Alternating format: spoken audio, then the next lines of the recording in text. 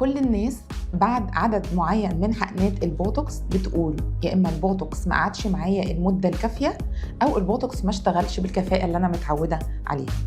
وده ليه؟ لان جسمنا بيكون اجسام مضاده للبوتوكس او التوكسين اللي دخل جسمنا. عشان كده الفتره الاخيره احنا محظوظين جدا ان في نوع جديد اللي هو البوكوتور.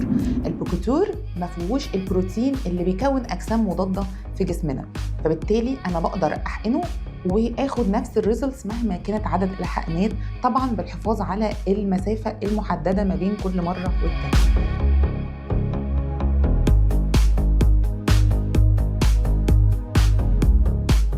كمان هو فيري سيف، انا بقدر احقنه في الاماكن اللي انا كنت زمان بشوفها ريسك او بخاف احقن فيها اي نوع من انواع التوكسنز، واهمها اللور فيس. كمان التجاعيد اللي في الرقبه كنا برضو بنحس ان احنا المفروض نحقن فيها نقط بوتوكس بسيطه جدا عشان احنا بنخاف من الديفيوجن لانه كان بيبقى ليه اعراض جانبيه قويه. مع البوكوتور انا بقدر احقن من غير ما اخاف من اي اعراض جانبيه او مشاكل ممكن تحصل لي، لانه هو بريسايز توكسين ما بيتنقلش من عضله لعضله، لا بيتحقن في المكان المظبوط وبيشتغل على العضله اللي انا حقنتها فيه بالظبط.